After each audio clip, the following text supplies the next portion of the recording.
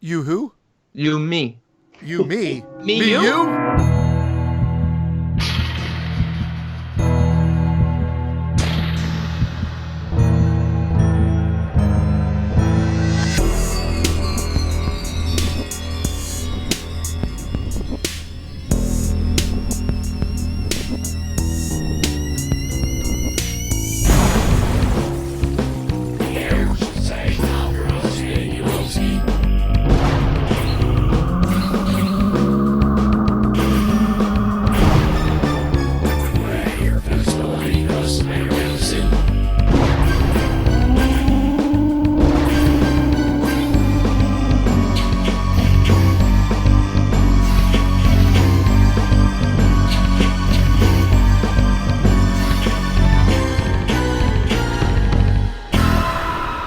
All right. Welcome to the Exploding Heads Horror Movie Podcast, episode number 61. Ooh, not bad, huh? I'm Dave Z. These guys over here, Christian, Brandon, say hello, fellas. Hello, fellas. Hey, everybody. Christian here. Christian, you know what that sounds like? Derek here. It should be like, Yeah, Derek. That's what I And thought you there's a reason for it. Because tonight's show is because of Derek. oh, look at that. Perfect. It is because of Derek. Segway. Beautiful. One Missed Call trilogy, 1, 2, and 3, and the remake for good measure. Franchise. Franchise. Yeah, we can call this officially a franchise. Yeah, We can call everything a franchise. I agree. So yeah, back to Derek B. Derek B is the reason we're doing this show, right? It is.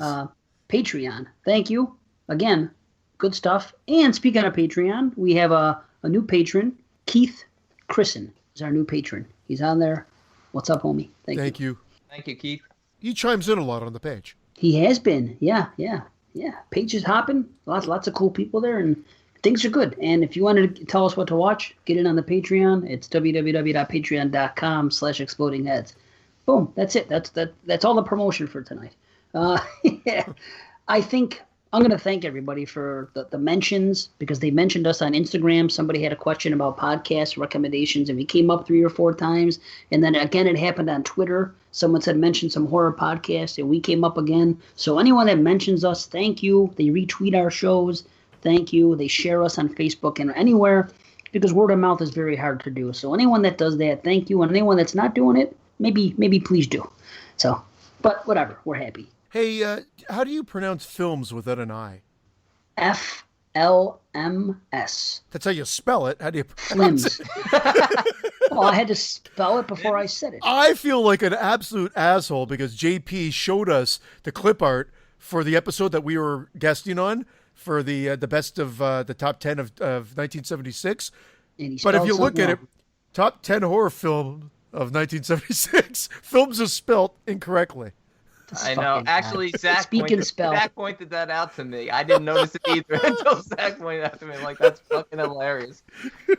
I think it's their gimmick. You know, that a whole thing even came from that whole calorie thing. And that's the crazy thing. They make fun of Carly for it. They should be making fun of JP for it. He's the one that wrote down calorie. This fucking guy. Speak and spell. Him and I love them all. I love those guys. I do love JP. I'm not afraid to say that on the air. I really do. He's my homie, and he's a great guy. But I'm gonna bust his balls if he misspells shit and says shit wrong. Carly will never be made fun of again after JP announced that Cat Williams was in Carrie. That was great, and I heard it right away, and I was like, somebody say something, and then someone did. I was like, okay. Oh, our juices were percolating when he said that. I was like, oh my God, where do we want to go from here? A good show, man. You missed a good show, but I am looking forward to 1982. Absolutely. I can't wait. Yeah, hopefully it's not a year from now. Yeah. No, No, it won't they be. said they want to do it this year. Perfecto. We'll do it. Christian, do you want to talk about your homie, Bruce Campbell?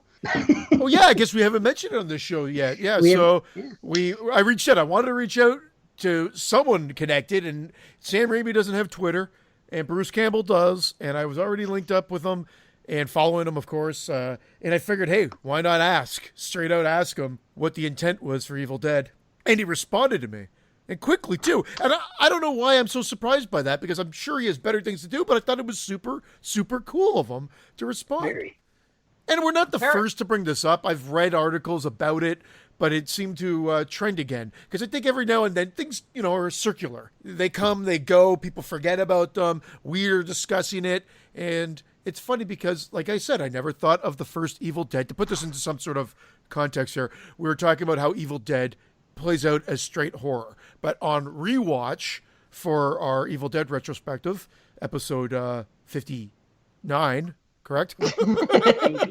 Maybe. Brandon and I said that we saw comedy when revisiting the initial or the first film, and you and Dustin, Dr. Watson, Mr. Watson, promotion.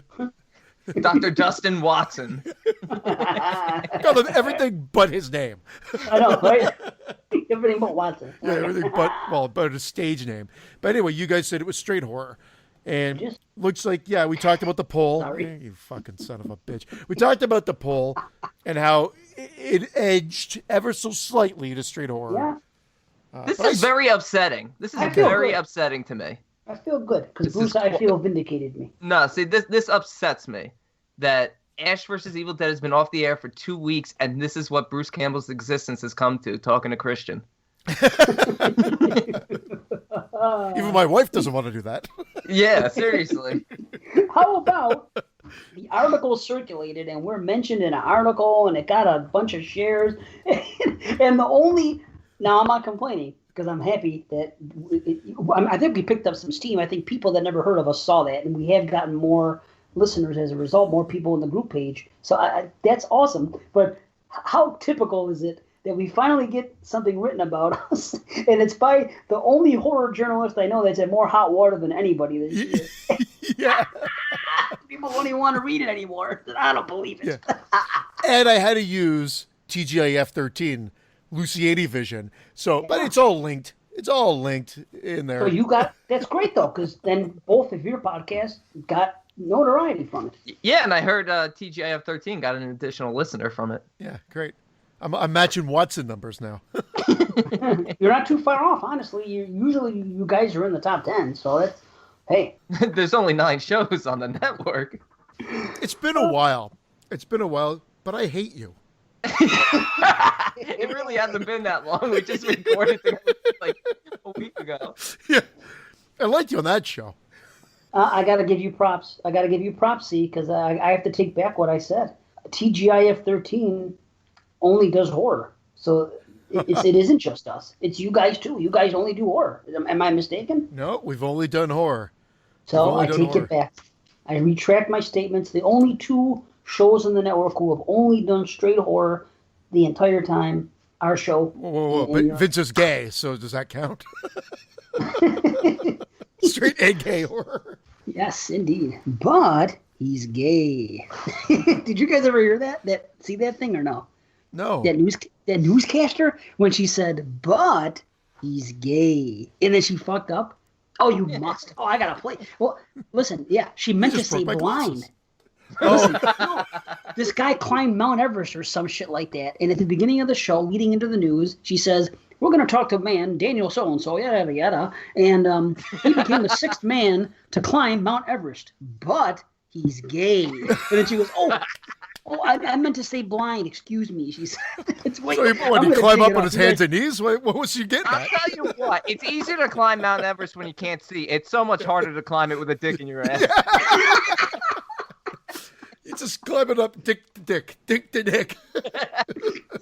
Oh, Dave, man, this is great. I can't wait to hear this. We're really reaching with these jokes. Hey, but he's gay. But he's gay. Oh, here it is. Gay Mount Everest. Hold on a second. Gay Mount Everest. Right after the break, we're going to interview Eric Weihenmayer, who climbed the highest mountain in the world, Mount Everest. But he's gay. He's gay. Excuse me. He's blind. Okay. As we head to the break, a look at the 6. It's great, isn't it?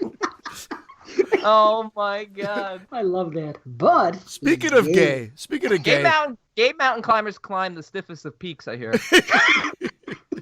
All right, that's it. I'm done. Go ahead, Christian. What were you going to I'll say? have to run this segment by Vince and see if this is okay. I don't even know anymore. But the reality would be, speaking of gay, Friday the 13th. Another shout out to these guys. Andrew, they're up, I think, on episode 5 now. They did a bonus episode interviewing Kevin. I forgot his last name now, but from A New Blood.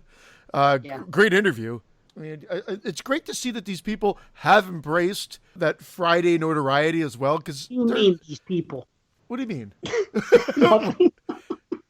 The Friday alumni is what I meant. We thought you were talking about the gay community as these people. I'd like to apologize on behalf of this Canadian I meant the blind community.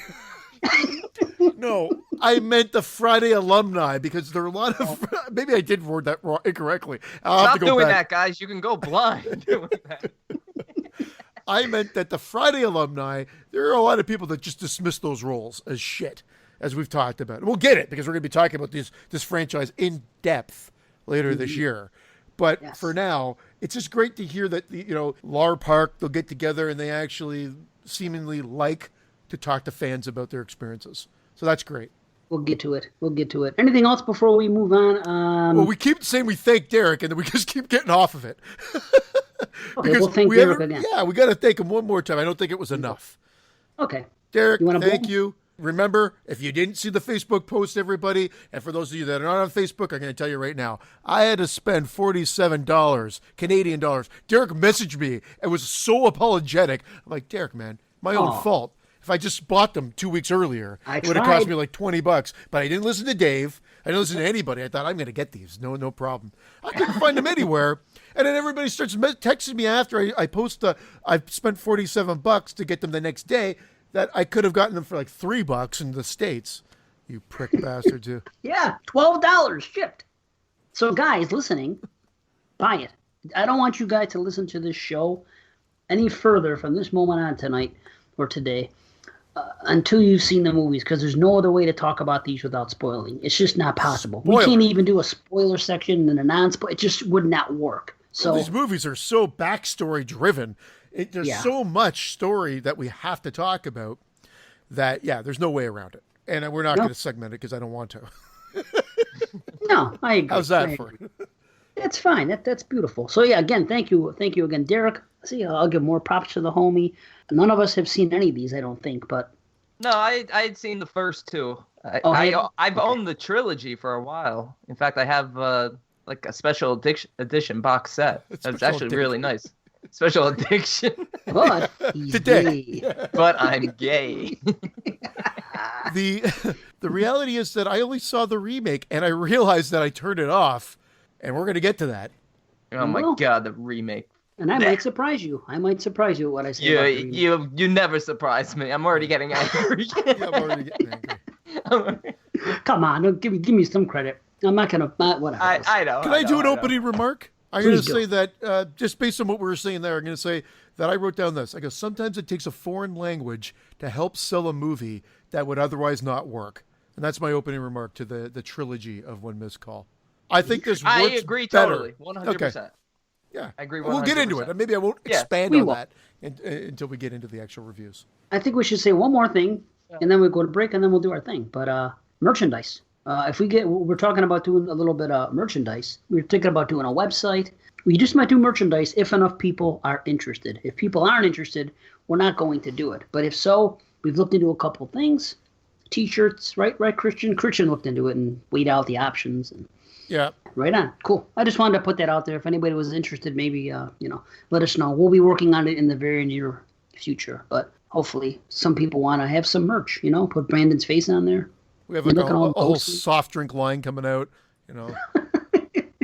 our own version of Timbits. Yes. Little Tims. Yeah. Drink at Timmy's. Yep. Yeah, definitely drink at Timmy's. Yep. We're not getting any kickback for that. In fact, we might be getting sued. Yeah, the opposite's going to happen. Yeah. All right. You guys ready to get into this? Yeah, Let's man. do it. Let's do it, man. All right. First review of the night. One Missed Call from 2003, directed by the great Takashi Miike. People mysteriously start receiving voicemail messages from their future selves in the form of the sound of them reacting to their own violent deaths. Not bad. I'll say this. I'll say for a Miike film, this is pretty mainstream Miike. the most mainstream I've seen of his films, for sure. Yeah, I mean, I haven't seen everything he's done, but he's usually pretty out there. I mean, there are a few scenes in here where it gets pretty out there, where I'm like, okay, that's Miike's style. But you referenced before that this only works being that it's in a different language, and I think that has to do with a cultural thing. I just think that Asian cinema specifically deals with ghost stories very well, very well. I don't know why. You buy into the idea that they exist in these cultures. I'll even further it. We buy into the fact that this is an absolute idiotic, I dare say, plot. Yet I buy it based on how it's delivered. So yes. I even wrote down, like, this is a perfect way to explain it. Dave, you might expand on this based on the opening remarks. The remake, I would not buy what they're selling me. But the way it's presented in One Missed Call 1, 2, and even Part 3, I bought what they sold. Yes. Even though there are plot holes and some things don't make sense, yeah. and there are bigger issues as the series goes on, there's still, what I always like to say, heart to these characters, and there's genuine concern and care amongst them, and there's decent character development, and you're rooting for these people, which I feel differently about when we get to the remake, but we'll talk about that later. In the first one, we basically have Yumi. Yumi is our lead character. All her friends start dying off after receiving these phone calls, and it's up to her to figure out basically what the hell's going on. You who? Yumi. You me? You me? No, me you? You? Me you? Wait, who me? And her brother, who me? Yeah. I want this to be like, who's on first? What's on second? Their distant cousins say, what? All right, that's enough insulting the Asians. There goes that routine. Yeah, and the first kill of the movie is a Yoko, oh no moment. I will say another thing is, and I'm sure that this has been discussed ad nauseum, I believe, already, but this is a total Ringu Ju-on kind of rip.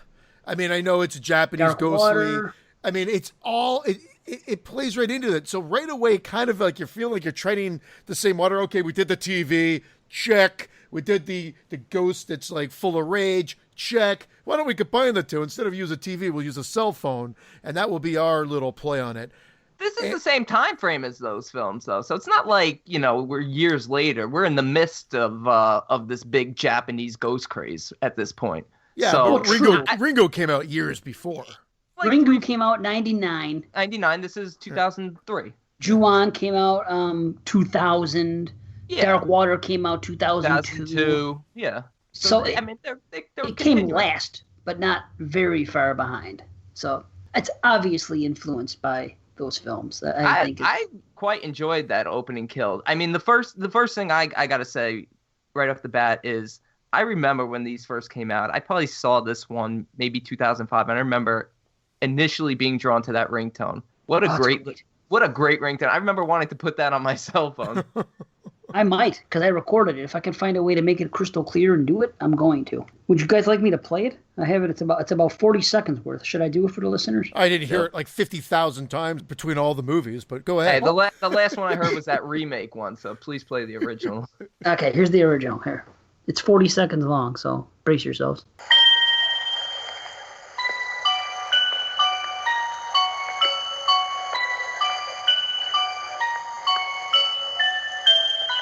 Chicken, I want liver. Meow mix, please deliver. You are entering the horror corridor. You're right. A pseudo-academic bullshit. A pseudo-academic. What did he say?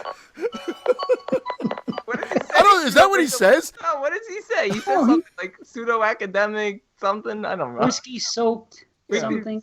But he's not whiskey soaked anymore. Yeah. No. Hey, I will say, let's get back to the goddamn movie. Nice ringtone. That is crystal clear enough for me.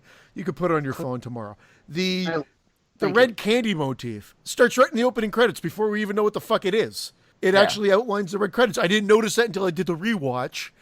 Mm-hmm. Because at first I didn't know anything about red candy. Well, that's it about Miike. That's what I was going to say. The first time I watched this, because I watched them all twice, right? And the remake did something good for me. And again, I'll get to it when I get there. But what I'm saying is the very first time I watched this particular film, I thought the third act went complete Mickey because I didn't know what the fuck was going on. It was like watching Audition, and in the third act, it just gets out of control. You don't know what it is. But upon second view, I had a firmer grasp of the plot and what was going on exactly. Yeah, unfortunately, even though there is continuity to the films in terms of the backstory, they do kind of add to it, then they kind of subtract from it, and they kind of don't explain a few things that happen.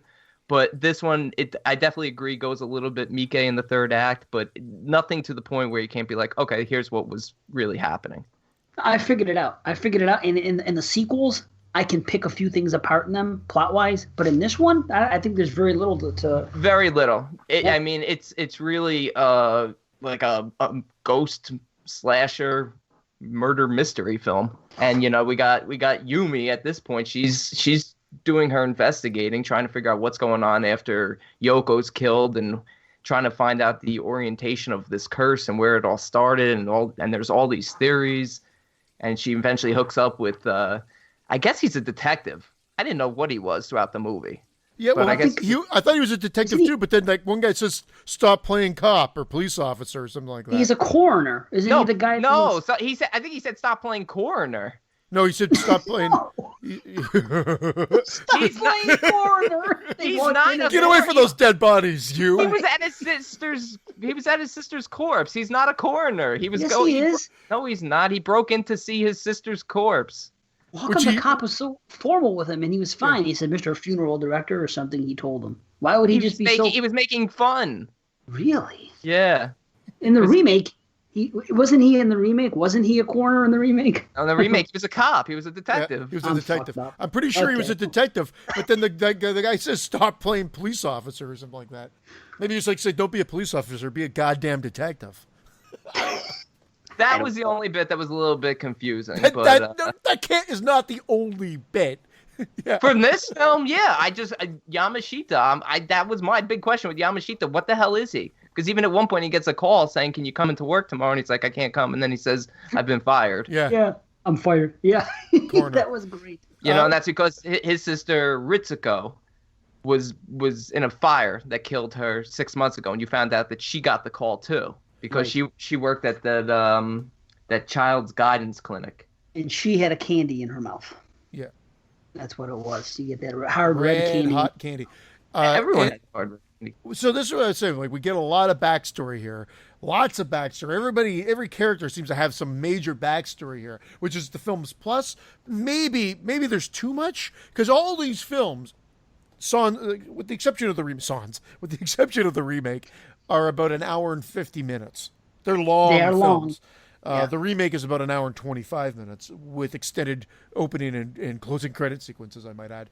But getting back to this, Yumi, her backstory, other than making her a tragic character, what was it just to be relatable? Was it that she gets some cathartic moment with that spirit later? Because that's it.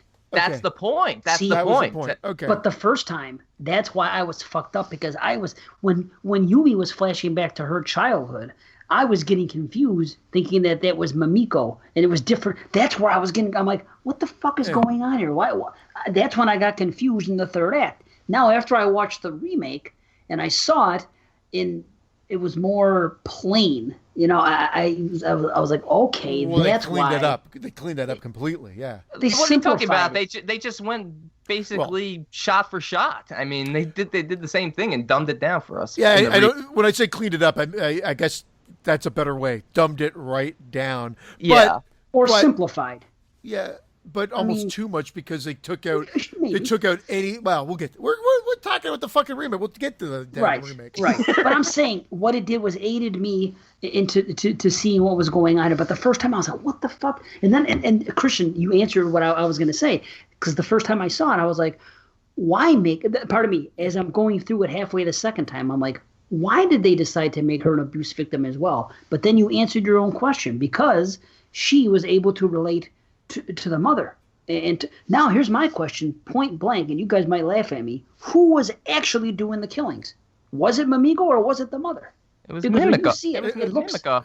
It looks well, and I noticed it later on as the films went on. This little girl has an adult face.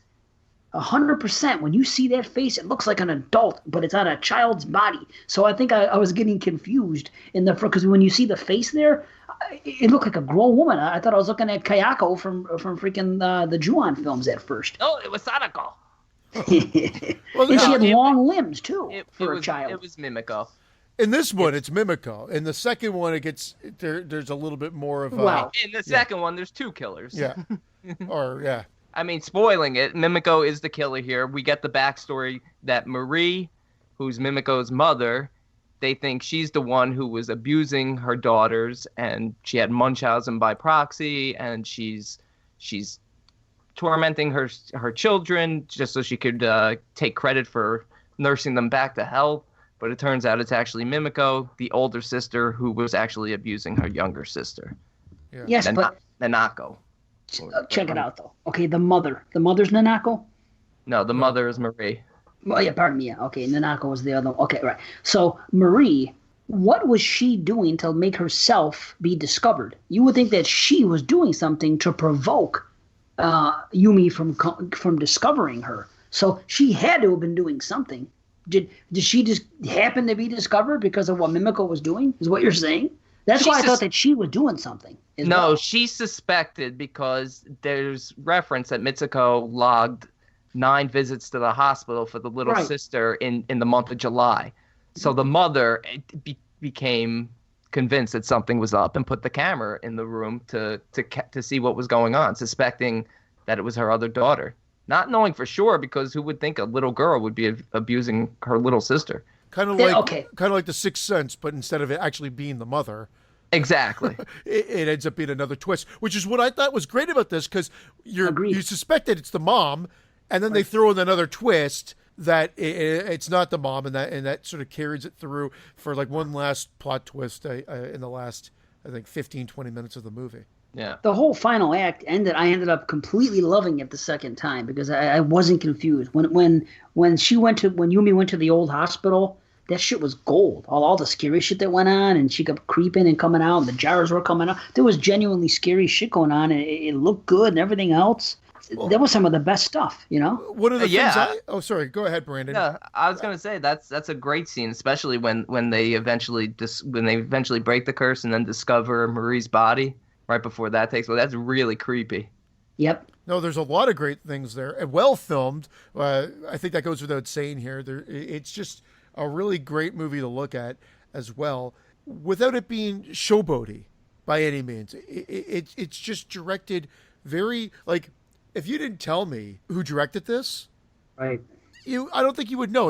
Other than that ending, the ending which kind of goes into like a dream state, if you will, or a limbo world, if you will, that like it plays out fairly straight. Other than that, but what I loved was the writing in this, based on the fact that, okay, I already said it kind of plays off like a Ringo ripoff and whatnot, but they put elements that you would only expect that if this was a successful movie, that maybe they would write these in other installments later down the road. And while that may seem like a knock on this film, I actually mean it positively, because that whole inclusion of the TV show with the host and everything, I thought was great in this. I thought they jumped right on that, like how like he's interested, he wants to jump right on this story, kind of to exploit it and the girl, and I thought that's not something you usually see in a first installment of a series or something to that effect. And that's something that works, given if you've ever seen any bits of Japanese television and their culture. This is the type of stuff that they would put on their television, which is why, all right, I'm not even going to go back to the remake yet, but exactly. It works so well in this context. In this movie. Especially. And I think it's because they give it the time it needs. You get a good setup, and you get the time with the characters, whether it be the host, whether it be the actual TV show, in this version, the original. Absolutely. This movie's all about the characters when you think about it. Like, when you think about the kills, like, nothing is that gory or that impressive. I actually thought the girl who died on the television show, Ooh, that was good. It was good, but it was kind of silly. She's like popping and locking. It looks like she's doing a breakdancing routine. And then all of a sudden her head's on the floor. I'm like, what the hell's reminded me going of like a Screaming Mad George effect. I loved it. Like it's just something, like someone being fold. There's a lot of folding in these movies. People get like folded up, and I love it. Origami. Yeah, man. Yeah. Origami. Yes. Yeah. Orgasm. Yeah. Orgasm. They bend their freaking fingers back and their limbs and all. I thought it was cool. I mean, I think it's kind of a play off of again, I hate to bring her up again, but Kayako in Ju-On, when she's walking down the stairs, moving that way, the way her limbs move and her hands and shit like that. It's a little, it kind of reminds me a little bit of that. Even a couple times when she was crawling, it kind of reminded me a little bit of that. But I'm not knocking. Oh, there's That's the hair. Just their film. They have the hair, and the hair is huge the way in that Japan. the way that they pull, so the hair kind of takes on a ghastly character of itself. And then there's also the ghosts themselves all look like they're right out of The Grudge. Yeah, they really do. Not a bad thing. I'm just saying that's what visually you can compare them to. I dig it, and I like the TV thing because no one ever does that. Like you usually see in like a supernatural film from anywhere, from Japan, from the States, whatever, and you never see someone say, "Hey," because that's how I always think. Let's go on TV. Let's try to stop it. Now, wouldn't you do that if you were that girl? Wouldn't you go on TV? You're cursed anyway. You may as well think that if you go on TV, it probably won't happen. Ghosts don't freaking appear and do shit when people are watching. Exactly. A crowd of people. Tons of people around. Cameras on you. Right. But of course, it goes batshit crazy. No, it's great. It's great. It reminded me. It kind of. The second time there, I was thinking Poltergeist when they bring like all the like you're an hour into the movie, an hour and change into the movie, and all of a sudden this whole paranormal crew come in and they're recording stuff and whatever. I just thought that's great because I loved it. I just thought it was an interesting addition for a first installment of a series. Not that they knew it was going to be a series at this point. Right, but still. Yeah, clearly not, because this works really well as a standalone, especially the way they ended it. Let's get to that. I don't want to jump right to the ending, but that was where I had a little bit of confusion. And maybe I don't have confusion. I just want to make sure I read this the right way. Pretty much everybody dies. Yumi's quote unquote possessed at the end of this movie. I'm just talking about within the realm of this film. Because I think we learn a bit more later, sort of. But she seems like she's possessed and kills, what is his name? The detective, the funeral guy. Yamashita. The funeral guy. Yamashita. And he's dead. She sort of smiles and it's the end. Yeah, it's sort of come full circle, and she's got a new plaything. It did. Instead of her little sister, she's got Yamashita that she's going to hurt and take care of, but she ultimately kills him. I loved it. Maybe confused was not the right term because there's nothing confusing about it. That's what they show you. It's just it's done kind of in a dreamlike state because when she sees him, I think it looks like she's helping him, and then you realize that he's actually dead, and it comes back to her, and I think she smiles, and that's where it ends. Well, first and foremost, he's coming to help her. She's having the trouble, and then we see the reflection, and we see that Mimiko is what is gonna possess her. And then by the time the guy gets there, we get that surprise. Remember with the knife? Remember he comes up and he thinks he's helping her, but by then she's acting all innocently. Oh no, everything's okay. And then you're like, what the fuck? What's going on here? Then you see she turns on him. Then she wakes up. Then he wakes up in the hospital. Well, that's the part I'm talking about. The very end. The part where he wakes up in the hospital, because you're kind of like. At first, you're like, they play with it. Like, oh, did he wake up in the hospital? But then you quickly realize, no, he's dead. She finds him, and Yumi's possessed. Yeah, which, see, I thought it was great here. When we get to part 2 in a minute, I don't understand what they did with that, because she should still be out there doing shit. But yeah, I even like the flashback that Yamashita has, like, right as he's being stabbed, where he has a flashback to helping Mimiko. It's almost kind of like a sad, tragic moment. It's almost like he's kind of going back in his mind, like if he could have like made this right, because he knows he's kind of screwed at this point. And this is a real downbeat ending, but he's kind of like still like, what if I was there? I would have rescued this little girl while she's having an asthma attack, while the mother just left her. And honestly, not. I mean, that was the part that invoked a bit of confusion, because you just reminded me of it. I didn't take the note there. As when he goes in to help her. Yeah, he's having sort of like a flashback. Like it's almost like a what if, like if I could only have done that. And the parallel of Yumi's character being very similar to Mimiko and Nanako. to being abused and playing it off because she was abused by her mother and having you think it's the mother the whole time really makes the twist work in the end that it is Mimiko. It adds to that because you're convinced it's the mother the whole time because they're drawing parallels to Yumi's story the whole time. They're showing flashbacks of her mother. So even the showdown when Yumi's getting attacked by Marie and she starts to apologize, she's like apologizing for leaving her mother. It's sort of quite fucked up actually. She's almost like apologizing for leaving her mother and Marie is almost taking it like it's Mimiko apologizing for all the harm she's done, and like everybody's like sort of at peace at that point. And then of course that's when right before the big reveal that it's actually Mimiko the whole time and Yamashita fails to show up in time. I don't want to say that length of the film's a fault because I do feel like in this case, you get a great introduction to the characters. You get a lot of backstory. And I never was bored by it. However, as you guys know, because I told you on chat, this took me 3 times to get into. My own fault. Put it on too late at night. And a subtitled movie, too late at night, spells death for me. So I fell asleep a half an hour in night 1, a half an hour in night 2, and then so I started night 3 again. I'm starting it at the half hour point at this point, and I watched it for 15 minutes, fell asleep. So I'm like, this is ridiculous. So watched it all the way through on day 4 and thought it was absolutely great, and then rewatched it again this afternoon to make sure that I had all my notes in place for the show and any questions that I want to ask you guys. But by rewatching it, I answered a lot of what I had to ask you, which is why I put in the notes of, was it the cathartic moment for her when she's Yumi.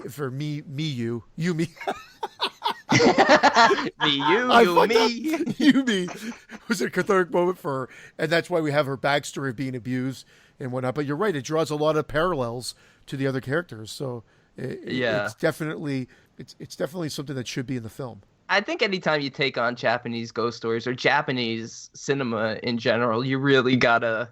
You can't watch these late at night half asleep. None of them. Japanese films, they get out there sometimes. This one stayed pretty close to normal, but man, sometimes they can get pretty far out, and especially Miike. But like I said, this one was pretty mainstream for him. But I really enjoyed it, and I agree with you with the length. It's like they could have taken out 10, 15 minutes, but I don't know where you take it out because everything was essential. I was looking for that on the second view of what they could take out. And after the first view, I would have said, yeah, they should have taken out the abuse stuff with Yumi because why did they do it? But no, the second time, everything makes sense. Everything's there for a reason. And the same thing happened to me. I was an hour in and I was getting tired. I shut it off, and I watched the second hour the second night. So it did happen. It does happen. It does tend to happen with me when I'm watching subtitled movies, especially if I'm watching them in the computer with the earbuds in bed, because I do that a lot at the end of the night. That does happen, but it's not a reflection on the film because no, not at all. I'm so glad the second view of all of these films was almost mandatory as far as I'm concerned. It definitely heightened my experiences in all of them. So it was more for me to get the names as well. And I still screwed up detective's name. But I don't even know what it is.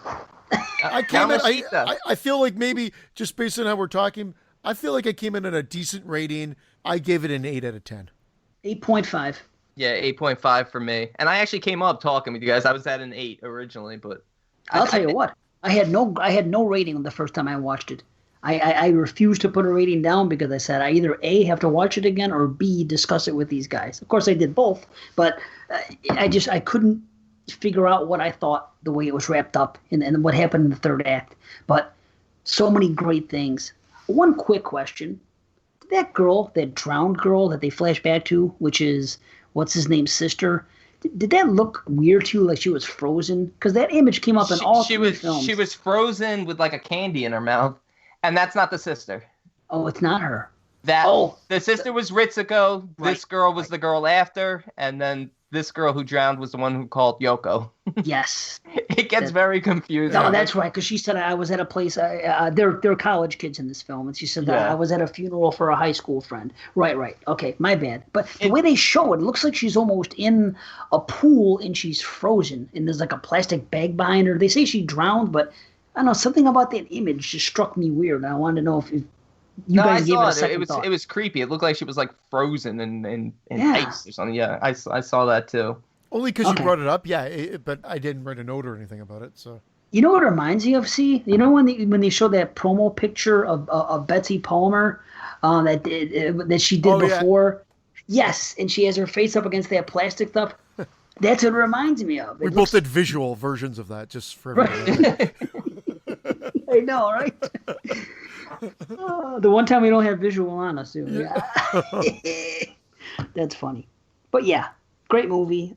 The thing with Kenji was real cool in the elevator, and the keys actually being pushed by themselves. After that scene, you can see the keys being pushed by like an invisible hand, I guess, without seeing an invisible hand. I like cool the stuff severed. like that. I like the severed arm from the Yoko kill. In fact, Yes. that was very Mike. Yes. That's a severed arm actually. Like that's where it got a little batch, and I'm like, okay, that's ridiculous. That's Mike. It's fun though. I like. Oh yeah, it was I very like fun. But that's like that he gets ridiculous like that sometimes, and it's like, but in a good way. And there's more stuff we left out, but now the listeners can watch them. I mean, we spoiled the hell out of them. I hope it didn't ruin the experience. It's really hard, even spoiling it. It's really hard to talk about these films. I don't want to say coherently, but like kind of group it together in a nice little tight package. No, like it's hard to group it into like a nice little short review because there's so much going on. You just kind of want to jump around all over the place. But deep down, for people, if they're interested in this, it's a ghost story. It's with a cool premise. I disagree. I don't care. The remake may not have worked for it, but the right American remake in the right hands, it could have worked. I think it's a brilliant idea. The phone rings, and you look at your cell phone, and it's you calling you, and it doesn't say hey, it's a phone number. You pick it up, and you hear yourself from the future doing some type of exclamation or saying something and then screaming, and it's going to be something bad. That to me is fucking scary. I think it's like 7 days with the ring, except it could be anytime. It could. I think it could work better today. I think it's scary. A remake of it could work better today, given I agree. our continued growth and reliance on technology, and specifically our cell phones. Like, I mean, back then it was just as bad, but now it's grown exponentially. I mean, we've always been attached to our phones, but now it's like you live on your phone. Yeah, these are flip phones. We gave our ratings already, but I forgot. Yeah, there's a few things. I just checked my notes again. I'm like, fuck, I left a few things out as well. You talked about the flip phone era, and then also you said the 3 days, and I'm like, well, there you go. It's almost like, well, the ring was 7 days, so fuck that. Let's up the ante. It's 3 days in this one. And then the red candy. We talked about finding red candy, but that the significance becomes you find out what it means as the story progresses and why everybody has red candy in the mouth. It's a cool explanation with the red candy. It makes perfect sense, It's sort of like, hey, keep your mouth shut. Here, shove a candy in there.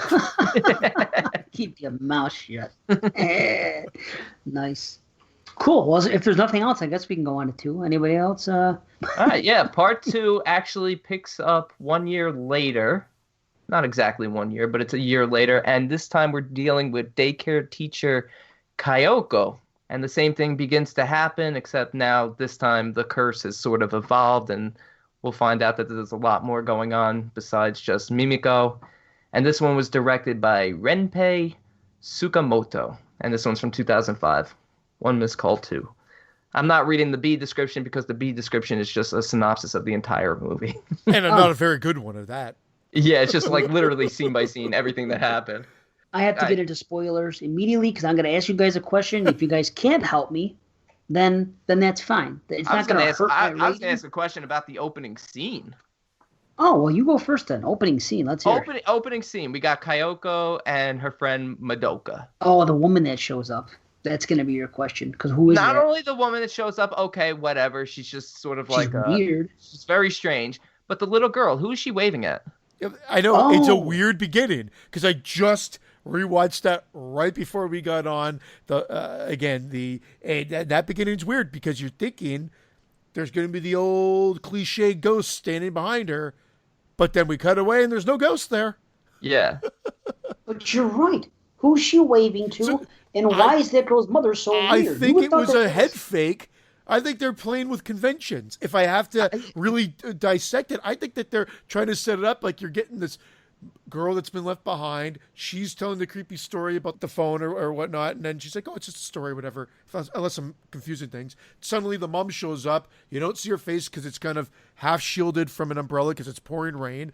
The girl gets let go. The little girl turns around and waves to a supposed being behind her, and just keeps waving, and then she leaves. And we get into the movie, and we never come back to that.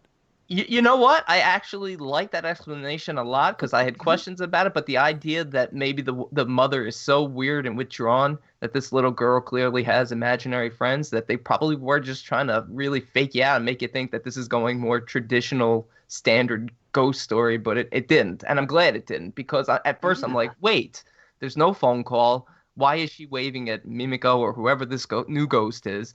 But she's not. She's clearly not. And it never comes back into play. Exactly. In fact, they possibly could have used that as a starting point for a third part, and somehow replayed this girl into it and then taken it backwards, but they didn't. And who knows? Maybe part 4 if you're listening to me, Japan. Yeah, but all of Japan is listening. Yeah, or Taiwan, whoever wants to take it on. But the Korea. But you're right. I think they're playing with cliche and conventions, and just saying that you're thinking you're getting a setup, and then nothing happens, and then all of a sudden we cut to a restaurant, and then she convinces that girl that was there, the two girls we met in the opening scene, to come out, and they're at the restaurant. Yeah, that was it. But I thought maybe they were trying to say that girl was Mimiko, and the woman that came to pick her up was Marie. It was like a flashback to when Mimiko was even younger. That's what I was getting out of it at first. Yeah, I wasn't completely sure either, but I kind of accept the fake out. I really think it was just because the girl did have a bruise on her face too. Yeah. See? But I don't think that was her name though. I think they actually called her by name. No, they said her name. No, they called her Bruise Face.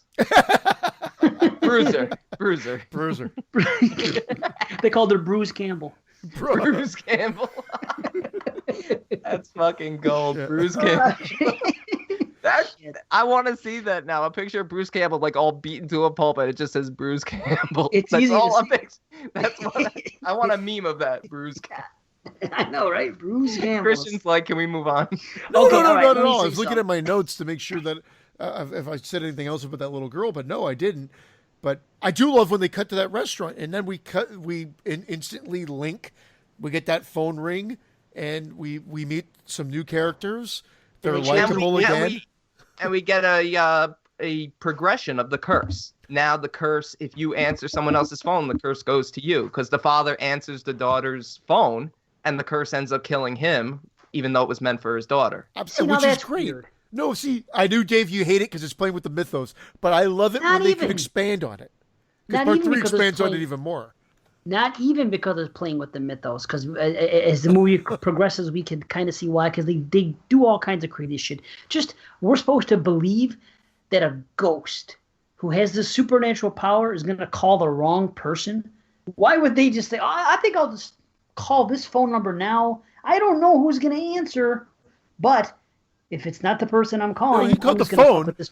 He called the right phone. The dad the one that answered it. It was the daughter's phone. Exactly, it was. I understand, but if you're a ghost, if you're supernatural, don't you think you would know when the person you want to call is near their fucking phone? Yeah, but you know what? Why would they get a wrong number? A ghost gets a wrong number? I think you're taking it like they're calling Mei Feng specifically. The ghost is not calling this specific person. No, they're going through the address book of the previous victim. So this is the next victim in line. And so there's never really anything established, even in part 1, that says that Mimiko couldn't have killed someone else. It's just that someone else never answered the person's phone. Yeah, but the father, they specifically said the father doesn't even own a fucking phone. I know, but he answered the phone. It doesn't matter. The ghost travels through the phone lines. Yeah, the ghost just adjusted on the fly because someone else answered. Like calling your girlfriend and their father answers when you're a kid, and then you got. Yeah, but it would have been ridiculous if the ghost was like, "Oh, is Mei Feng there? No, tell her to call me back." That's true. It's just that ghosts in these films, when you're talking about curses. That's pretty funny. That would have been funny. They're laser focused. These ghosts. The laser focus is still Oh my there. God. How did you say that? They're laser focused, these ghosts.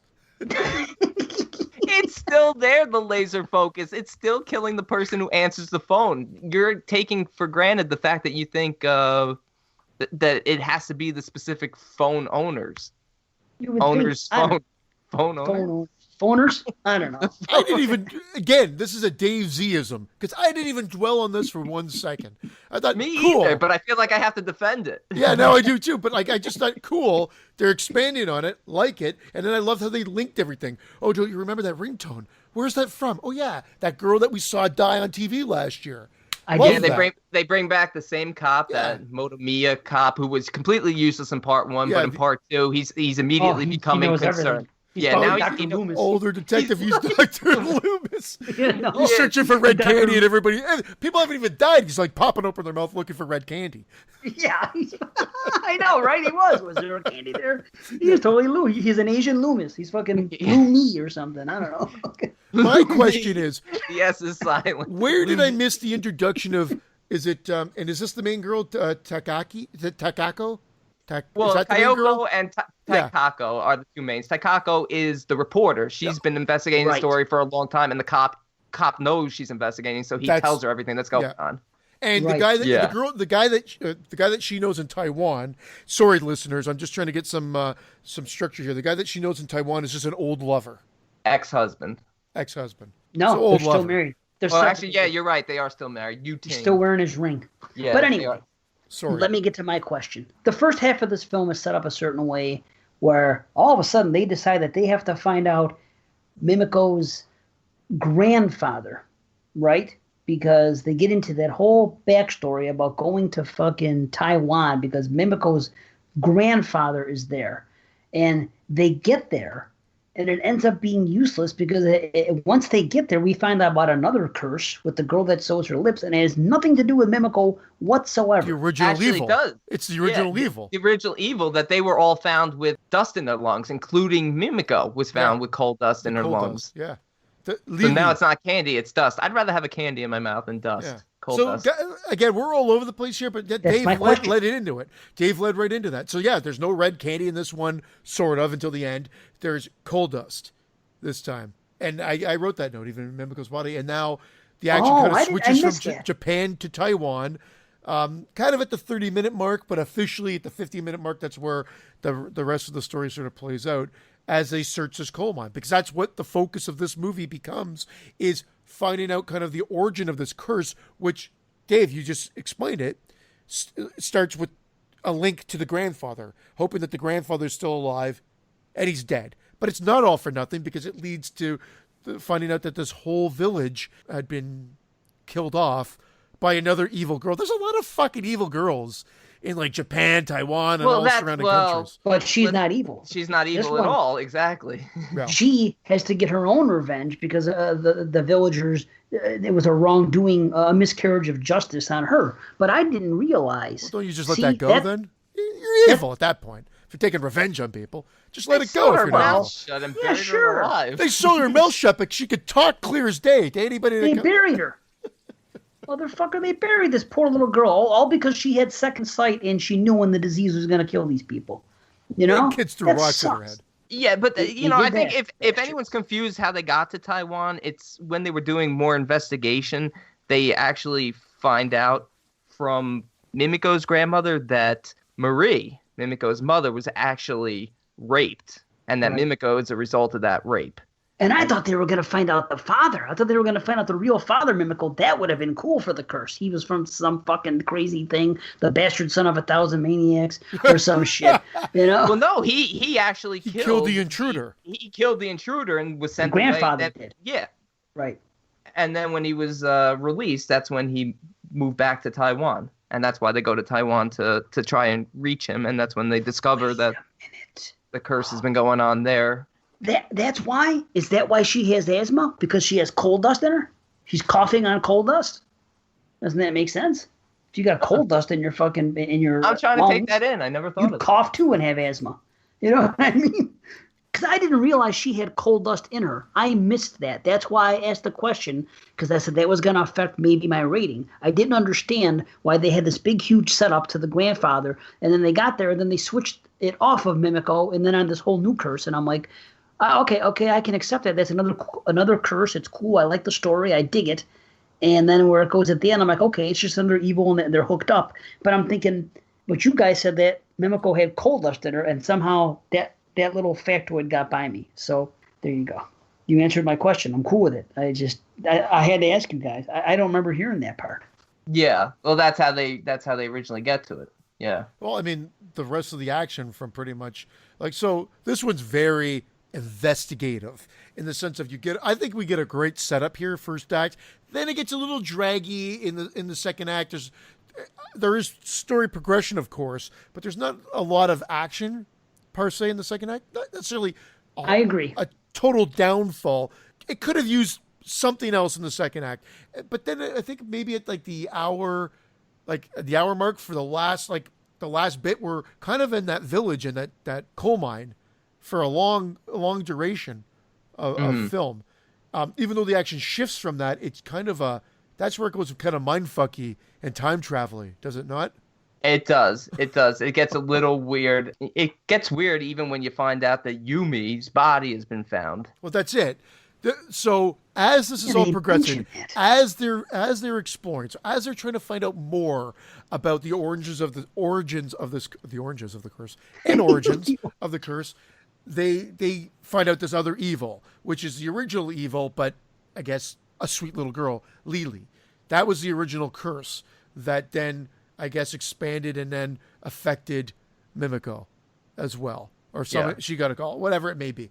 But the reality would be that as they're dealing with all this, she gets a call. So Takako gets a call, the reporter gets a call from the old detective to say that Yumi's body has been found. She was never possessed. The evil in her just became stronger.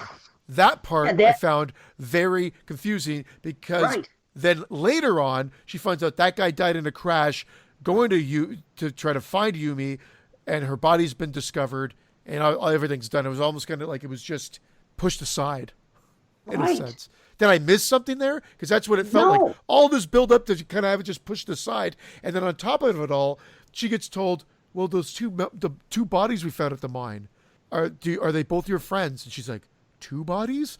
Because all we've seen at this point is one possible body could have been found. And then we go through this whole time warp thing where it gets really kind of crazy. And if listeners, you're going, what the fuck's Christian talking about? It's because at this point you're going, what the fuck am I watching? Because it does get a little crazy at the end there. It gets crazy with both stories. I mean, we're focusing on Kayako here, but we also have... No, we're focusing on Takako, but we also have Kyoko and her boyfriend. Yeah. Right, it's like a 2-couple third act. Yeah, it's like what's her boyfriend's I was okay name? with that. I wasn't confused at all in the third act in this film, like I was the first time for the first one. I got it just fine, which is weird because I was confused earlier on. But once we got everything out, it was kind of straightforward, except for that one thing you said, Christian, about why did they say that about the evil awakening in her, and then they make it a point to bring it up in the closing moments of the film with the other girl. And then any references to part 1 were what was confusing because they were trying to tie it together in some sort of weird way. Whereas the straight up story of this being a different curse and even original curse being Lily's curse, then it gets confusing when they bring Mimiko back into it and try to tie that back in. It could have simply been the original curse or a copycat or something, but they were. I guess we got to give them some credit in trying to tie it back in. Yeah. But it does seem like what starts off strong kind of just gets brushed aside as an afterthought later in the film. Yeah, right. I'll tell you what was brilliant: the backwards clock thing that they did in this film, part 2. The way they did it. Do you guys remember it when it was on the wall and it was the reflection of it? Yeah, the shadow of the. Yeah, I thought that was really cool because another thing that tied back to we didn't mention it in the first film, but they did the whole backwards clock thing in the first film. That's when I was getting confused, and they did it again here, but I thought they did it really well. See, that was like a cool, tie-in with the first, one of the ones that worked, and it was just a small thing, But I don't know. I still really enjoy the film. I enjoy it too, but it's really tough to make sense of the connection between Mimiko and Lily, how the curse connects. I get that are they both just completely separate curses? I don't get that. Well, and how this movie ends is utterly confusing because when all's said and done, Right. I don't know if I'm saying her name right at all, but Takako pulls the red candy out of her damn mouth, tosses it aside, kind of smirks. The red candy rolls, stops dead, and the film melts to give us the final credits. Well, is that reality melting away? Like, I mean, no, it's sort of it's that moment where she realized that she had never made it out of the mines. That Mimiko had attacked and killed her in the mines. Not Lily, Mimiko. Mimiko had stabbed her, and she had never made it out because she thought she made it out and saved Yutin. Yeah, but she didn't.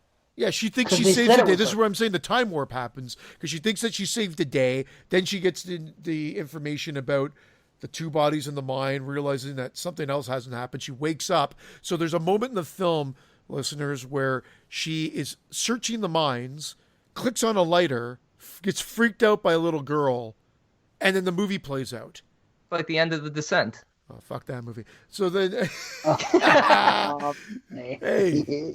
Fuck That's exactly what it is, though. Yeah, and then the movie plays out, and then you find out she never made it past that certain point. So then, yeah, that's it. So the movie plays out. You realize, nope, we're back at that moment when she lights that lighter and is dealing with that demon girl, and that's where the movie sort of finishes. She was investigating Lily, but she got killed by Mimiko. And then on the opposite side, we got Kyoko and her boyfriend Naoto, who are dealing with Lily's story. And meanwhile, I'm playing Kaliko. And and Nintendo. Yeah. No, I actually like that scene at the end. I like that sacrifice scene. That's a good scene where they keep flipping sides. It's very dreamlike. It's very very surreal. Which might explain the film melt. Yeah, but I wasn't as confused. I don't think I think the listeners are getting the impression that this is a very confusing movie by listening to our conversation. But I don't think it's all that confusing. I just think there's a couple quirks about it, but the ending I can't explain, but I love it. It's like one of those clever little things at the end, and it's like almost like I can explain it just by saying evil begets evil. They're all connected. Look, we didn't really touch on it, but the smile that comes out of her mouth, the smile that comes out of her face before the candy falls out of her mouth. To me, my interpretation is that she's reunited with her twin sister, who died when they were kids, getting the call herself. We didn't really touch on Kayako's twin. We didn't get into those flashbacks to her twin sister. So that's sort of like, and she felt regret for her entire life for making her sister answer the phone, not knowing what was going to happen, but just sort of like egging her on to answer the phone. Well, she had beef with her because I guess the dad touched the one girl and not the other, and she couldn't understand why. When they said touch, I don't know if they meant pervert touch or abuse by beating her up. They don't say it. They don't need to. Which is saying either way, it sucks. It sucks for her, and so she held animosity towards her. But I don't know if she fully understood the extent of her sister was going to be killed if she answers this phone. But at the same time, it's almost like maybe a brief reunited with her sister. Maybe a ghost ending, like The Ritual. And again, look, I'm talking like I'm confused about this movie, but the only thing that confuses me, and maybe you're not supposed to do it, is really trying to make the connection between 1 and 2, and tie in the two curses. And they do a decent enough job. Maybe we're just overthinking it, but I wish there was a little bit more cohesion between the Mimiko curse and the Lily curse. Well, they can do whatever they want, because if you think about it, remember when that one girl gets killed? And let me look at the name, because she comes back all twisted later on, almost coming out of a well, like Sadako does. Madoka. Okay, Madoka gets all fucking tore up and killed, and then she comes back at the end as a pawn. So it's almost like the evil can do whatever it wants to scare somebody, and it does. Yeah, but Mimiko died of an asthma attack in part 1, and now we're supposed to believe that coal dust was found in her lungs. Like, how did that curse from Taiwan make its way to Japan in part 1? It just doesn't make sense. They're throwaway lines to make some connection. Yeah. But there is a disconnect, and again, I think they're just trying to wedge in connections. And I'm not even that confused by it either, other than it's not the cohesion that they probably wanted, and the film melt at the end is just a bizarre way to end the film. That's more of a Mike ending. You would expect to see that from part 1. I loved it. I was like that's a cool way to end the film. Even though I couldn't completely explain it, it was creepy, it was cool. I was like, oh, I went hook, line, and sinker. I'm like, oh, and then the music played. I was hooked on that fucking when that song played again. I was like, oh, that's badass. I dig it. So I was the target audience apparently because I fell right into that shit. And again, we had that good sad scene at the end again with the two people, with the boyfriend and the girlfriend, and giving themselves up. Very touching moment there. And now you know why the dad answered the phone earlier. That's why the dad took the call. It was, you know what I mean? He was trying to protect her, do the right thing. And then the same thing happened again at the end of this. It ties in. And I also like they take it a step further. Each one they kind of play around a little more. But in this one, she sees a video of herself in that thing. And she sees what she did. And then she sees that shit. It's like, what the fuck? Instead of getting a phone call predicting the future, she sees a video of herself predicting the past. But she didn't realize it happened. I thought that was they just play around. Yeah. And I don't know. I think that's cool, the shit that they do. You know, without having to think too deeply about it. It's just evil doing what evil does. And you know, and in this movie, it doesn't have to be 3 days. You could take a phone call and it's 15 minutes from now you're dead. You know, they played around. Yeah, even in the first one, I think a couple of them were quicker, for maybe a day or so. So I don't think there was ever established a specific timeline. But I like the fact that there's no timeline. It could be the same day. It could be 3-4 days later. They do that right out of the first one. It's 3 days, and then it's like you're going to die in 56 seconds. Yeah. Oh, well, but that was the callback on her. That was after 3 days, and she got the text that said it, which was pretty cool and creepy. But usually when somebody got a phone call, it was at least a day. It was timed. But it's like they did in freaking, what do you call it, Sadako versus Kayako. That's what they did. They changed it from 7 days to 3. Gordon. Anyways, I don't know. I'll tell you what. Maybe I definitely should have done this before the show. But the DVDs I actually have, I think, director commentary and like making of documentaries. I probably should have watched those. Oh, same with me, but I actually had to make copies because I knew I was going to be away for the weekend and not have access to my DVD player or any DVD player for that matter. So I made copies of the DVDs right away so that I knew that I'd have the version of right on my computer so I could watch it when I was away. And I didn't do the bonus discs because every movie had a bonus disc with it. Filled with tons of bonus features. Right. We just didn't have the time. We decided to watch the movies the second time instead. This is good. I don't want to regurgitate a bunch of bonus features though. This is what it's about, is talking it out. And there are great experiences, all of them. I do rate this one lower than the first, but not significantly lower. I'm at a 7 out of 10. I'm 7.5. Yeah, I can't quite go 8, but I'll go 7.75. And again, it's due to that, the strong character development. The first 2 films have really, really strong character development. I really like that. And likable, as you mentioned. Very likable. These 2 have likable characters. I'm not saying the third one is likable, but there's also a lot of despicable characters. And we're going to get to that next. Yes, we are. Absolutely. One final thing, that suitcase gag was cool. I like that scene a lot. Yeah. Very Ju-onish, but cool. Yeah. They do a lot of those things in these movies. They have like the suitcase, the cupboard. The cupboard. Yeah. Oh, yeah. And that was cool. And one more question, going back to the first movie. Did the mother put the camera there to find out what was going on? Because remember in part 1 when you find the discovery and you see, what Mimiko is doing to her sister? Yeah. It's being filmed on a camera. No, they don't allude to the mother filming it. They make it almost seem like the girl was filming it or something like that. The girl set that up. Oh, no, I got the impression that the mother set up that camera. Oh, maybe you're right. I don't know. Maybe I'm wrong. I know in the remake. They never say. The remake actually had a bit of a better play on it, if you think about it. It was explained pretty simply. That's what those things are for. But we'll get there. All right, cool. Let's break, come back, and then we got 2 more films. So, flips. Hello, this is The Doom Show. Keep on keeping on and keep on trucking, America. We don't listen to our feedback because we don't get any. The truth hurts. I just alienated the 2 people that give us constant feedback. Sorry, guys. That's gotta go. That's gotta go in there. So on the show, we talk about giallo movies and slasher movies and cult movies. Sometimes we even talk about Cameron Mitchell and his movies. I am Richard. Who are you? I'm Brad, the guy that's not Richard, or Jeffrey, or Simon. That's right, we have 4 people, and we always talk at once, except to each other. Jeffrey lives up north. Simon lives across the world. Richard lives in Penis, Alabama. Hello, This is the Doom Show is a proud member of the Legion Podcast Network. Check out the other shows on legionpodcast.com. You can check out more Hello, This is the Doom Show at hellodoomshow.podomatic.com or at doommoviethon.com. Check for our Amazon exclusive Hello, This is the Doom Show cookbook. Do you like hot dogs? We got 'em. Do you like mac and cheese? We got it. Do you like cheddar? We have it.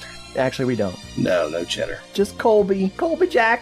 Hello, this is the Doom Show. We never gave up on you because you never gave up on us. Wow. All right, One Missed Call Final from 2006. In this final installment of the One Missed Call trilogy, the timid young Asuka is bullied by her classmates. When they embark on a class field trip to Korea, Asuka plans revenge by sending a disturbing photo with the message, "If you transmit this cursed photo to someone else, your life will be spared." The pecking order. Actually, the message is, "You won't die if you forward this." I love that. I love it do too. too. You won't die if you forward this. The opening, Another right out of the gate. natural progression in Yes. Yeah. Village.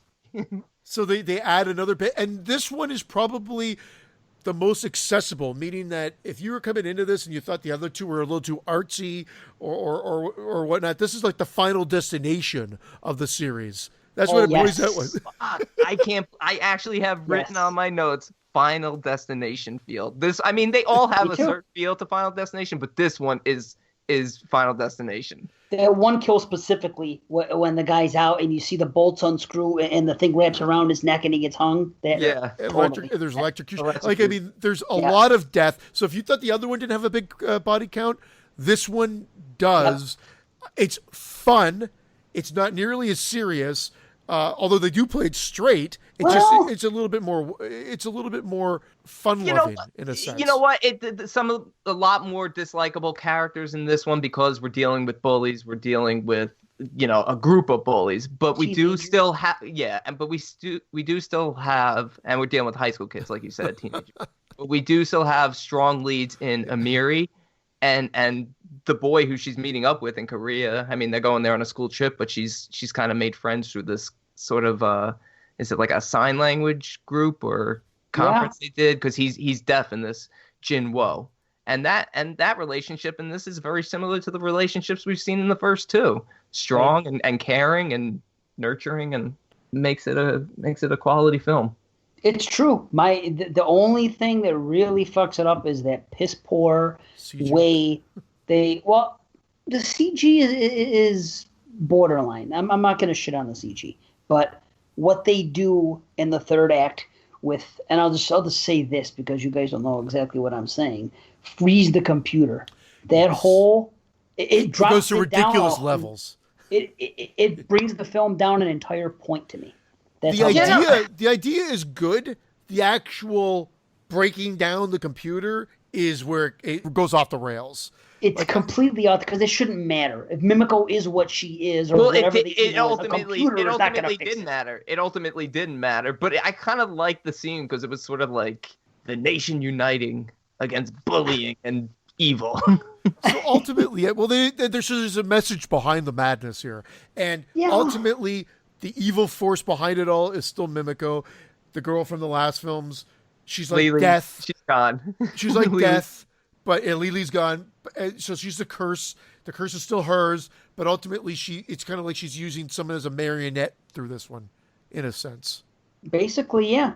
She's preying on her inner feelings while she's in a coma and thinking of the ill will that she had in her head, and she's somehow using that. And yeah, she's the puppet master. She's orchestrating all this shit, and it's quite cool. It's different. It has a high body count. I enjoy it. It's just a damn shame that what they do towards the end, it's shark jumpy to me, and it's really unfortunate. I agree with you. I do agree with you. again, to get context here. So the girl that we're focusing on here, well, it's Asuka. Asaka, yeah, or Asuka, Asuka. Asuka. Asuka. This. It's Asuka. That's the way to pronounce Asuka, it. There's okay. a wrestler a famous wrestler from Japan, and she spells it the same way, Asuka. Asuka, and it's just Asuka. Asuka. Okay, well, she's the Easy to say. sister of a bully girl named Pam or Spam, which is funny because they said they called her Spam, but it was too long, so we called her Pam. Yeah. I'm like, what? One letter left, one letter difference, and Dave is too long, so we're now going to call him Dave, but without the E. I was like, what the fuck? But there's and this one adds. So again, you get a setup here, thinking it's one thing, and it becomes something bigger. And it's about bullying, it's about friendship. But I do love what they've introduced here with the call forwarding, so that you don't die, with the killer seemingly being in front of a computer, looking at a class photo and be able to point and click on who she wants to target as a next victim. And Very it does a little- slashery. I loved all that. I thought Yeah. that was kind of cool. They kept the red candy motif throughout it as well. So there's a lot of great things there. And that call forwarding of the death ends up really causing mass chaos near the end. And I thought that was another great element to this film, where the kids are running in hysterics, almost almost as a killer herd trying to stop them from being next.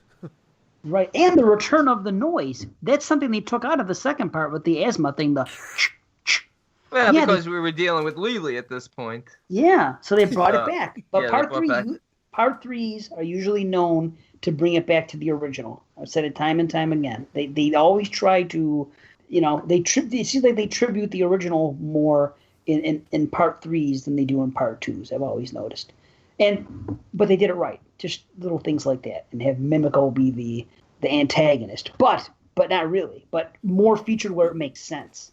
As the It makes movie more progresses, sense. you find out Yeah. more. There's no police in this one. We keep getting told there's police investigating, but I don't think we actually see many police. Well, the Until the very end. teachers and the chaperones are talking to the police, but they're sort of like idiots and sort of like the cop in part one. They just don't believe in the curse at first, and so they're sort of just trying to keep these kids from getting hysterical. They even take the cell phones away at one point. But It's typical. That doesn't though. last. It No. doesn't last at all. no. Yeah, true. And it's weird. It's weird that they provided them all with cell phones because they're taking this boat trip, so they're on a boat. It's a movie that takes place. There's a lot of stuff going on with a boat. Not a lot, but it does play into the film. They're taking this boat trip to Korea, and it's the high school class, and they're there. Shit starts freaking. They start getting text. The first text comes in. It's a girl that's with them that they're friends with, and she's hung. And they're like, wait a minute, that's crazy. That's you from a few days later. Not only now do they get a phone call that's predicting their death, they get to hear it, and then they get a picture sent to them after showing them dead, hung, which is a play on, because it looks just like this Pam girl that hung herself, which the kids blame themselves because they bullied her, and she hung herself, but she didn't really die. She ended up, they got her in time, so she's in a coma. So it all ends up being about that, about is this Pam's curse or is it not? And the mystery of Pam and Asuka, because Right. Asuka is talking to Pam at the beginning of the movie, but she's talking to an empty chair. So we're not quite sure what the hell's going on. And then we learn more about Asuka's connection to Amiri, how Amiri was originally the one that's her being name. bullied. Right. Yes. Originally being bullied, and Asuka stood up for her, and then See, they that's all started bullying great. her. And then they started bullying her, and of course, Amiri was too afraid to stand up for her. So it all rings true. I mean, this is very believable. It does get a little goofy when everyone starts dying, and then like, I'm gonna forward the message to you. Don't forward to me. Everyone's chasing each other. They're screaming. You thought that was goofy? I thought that was very damn realistic. I thought that's how they would act in something like that. Oh man, but Fucking it got really goofy when the kids started vomiting feathers. I was like, Oh, what that the was hell's- great. I was like, he's throwing up a chicken now. I That's thought great, something the else was pecking going to order. happen. I Well, the love pecking that. order, I get it, but I agree I with get the- Brandon. Really? the pecking order, like that whole thing about the weakest chicken pecking at the ground because he's got no one to peck on. It's like I get what they were saying, but the chicken feathers and some of the screams and the facial expressions of the kids, the teacher when he dies in the elevator and he's holding his own heart and it's beating and there's no hole in his chest whatsoever. Yeah, that was a misstep. Why did they not have the gore on the chest? It was just blood, but yeah, there was no hole. There's some wackiness. Yeah. But it's a playful film. But I agree. At the end, Dave, the part that killed me was, that's a cool idea about trying to crash the computer. Oh, I guess. Like, is that going to work? Come on. It wasn't a computer. It was a cell phone network. And then they literally crashed the computer with a bunch of emails saying, you could do it. We're with you. We support you. So there's a cool message behind it. But then it literally really crashes the computer. Like the computer goes up in smoke and flames. I didn't mind that. From a bunch of emails, it's impossible. Yeah. I thought it was ridiculous. Yeah. That's the only thing impossible about these movies. But that's different. These people aren't supernatural. Mimiko is doing supernatural things. She's an evil spirit. She can make somebody cough feathers if she fucking wants to. This is what I've said. Me and you and Christian and every other asshole listening, we can't send emails to the same person and blow up their fucking computer. I'm not buying what you're selling me. I suspend disbelief for that. I'm sorry. I do. I like the idea they're high school kids. They really don't have the answer. So they come up with this whole idea. Actually, wasn't it Jin Wo's idea?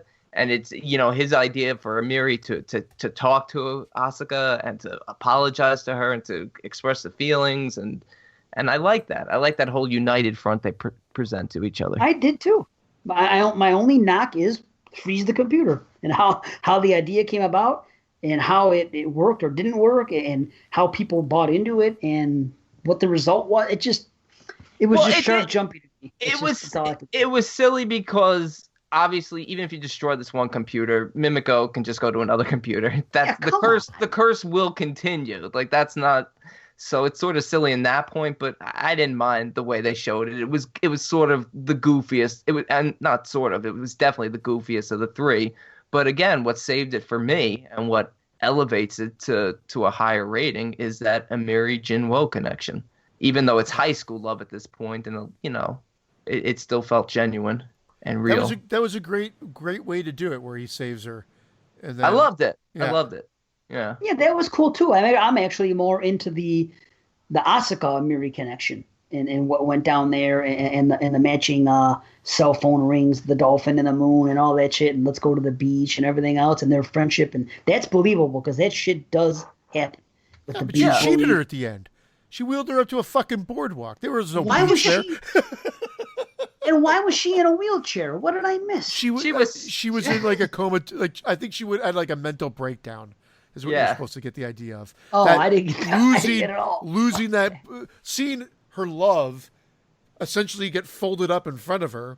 That's where you see the cops come. I thought that was really done well, where you see the lights in the distance and they're coming up, and he sacrificed himself for her, and she's stuck, and he starts getting folded up by the evil, and she's watching the whole gory. thing. And that gets pretty gory. He's spitting blood. That's like the first real gory scene. Yeah, the crumples and everything. And I thought he was breakdancing. Yeah, that's it. It was Breaking 3. Breaking 3, the final. Yeah. That was speaking of gore and shit like that, we didn't mention in part 1 the way the mother looked, and her skin was falling off and her hair. That was cool. Yeah. That was the baddest ass looking villain, well, villain in quotations, because at the time you didn't know what was going on, of the entire series. That was cool. You're not used to seeing bloody, you know what I mean? When you see the ghosts, they're never bloody and falling apart. It was also cool that her eye was red. And then the skin fell off, and it made her eye black. Yeah, she was rotting. It was cool, man. I liked how she turned back to the corpse also after like the piece had been made, and she's just all of a sudden she's just a regular corpse now. And yep, yeah, it was good stuff. But anyway, back to 3 or the final, whatever. Little side notes are never a problem here. I love that. Yeah, exactly. Because a lot of times you forget about something great that happened. You didn't realize that she was like kind of all distraught from seeing her boyfriend folded into nothing? Come on. She's 18 years old. Her life's going to fucking fall apart completely. You'll bounce back. You had wheelchair. One boyfriend folded up. Maybe you'll have a second or third folded up. You'll find another one. They made it to the beach. Come on. I don't want her to be a victim at It's like, that. I hope she doesn't notice them... there's no fucking sand here. The thing I found confusing with this film a little bit, and again, I almost compare it to Takako's story towards the end of part 2, is Asuka's and Amiri's sort of time and space travel in this one, because one minute she's in Korea, the other one's in Japan, and then all of a sudden Amiri is in the classroom back in Japan. There is some weirdness at the end, yes. But it's dreamlike because she ultimately wakes up in Jinwo's arms back in Korea. So they have this sort of like telepathic connection, and they're able to like jump time and space, but they still ultimately wake up exactly where they were, because Asuka gets thrown back from the chair and ends up in the school, and then she ultimately wakes up on her bed or on the floor near her bed, and Amiri is in the computer room in Korea, gets zapped back to the classroom, and ultimately wakes up there. So it's almost like it's like a mental showdown. I think I think we were playing within like in the realm of the evil at that point, almost like they're able to combine the worlds, and that's where they're able to meet up, have their little powwows, exactly, fight back. Exactly. I don't mind it. I just feel like some people might take issue with it. Well, it makes no sense. But the one thing that really bugged me, Amiri and Jinwo, they met at this conference or whatever it was. It was something for sign language, because Jinwo's deaf and they both know sign language. That's how they communicate, because they're from 2 different countries, obviously. But they talk. At one point, Jinwo says to Amiri, "Do you remember that violinist we met?" And he tells the story of the violinist who refused to hear after his girlfriend had gotten the call and he was unable to save her. And then at the end of the movie, right before he dies, she asks him, "Are you that violinist?" How could he be that violinist if she I don't think meets them? I think I can help you. Okay, I don't think she meant it like literally. Right? Yeah, I think that only he knew the story that the violinist told him about the girlfriend in the ears, because she acted like he was the one always telling the story. So he met somebody whose girlfriend had passed because of this curse, and as a result, he ended up going deaf, the way he explained the story. So I think at the end, she was just saying it more figuratively. What is it you that you're talking about? Like she didn't know for a fact that this person said that to him. You know what I'm saying? Who's to say that she was in on that conversation, because he was always telling her the story. She wasn't saying, "Oh yeah, we met that violinist and he told us a story about this, this, and this." This is just, he's only referencing a conversation that he supposedly had with this violinist. Yeah, he could have just picked that name out of a hat. I shouldn't even be focusing on the meeting itself. It's more of the message and how, poetic, and how it ties in great with the story. Well, it is. And I just, you know what I'm saying? He could have picked anybody out. He just grabbed a random person.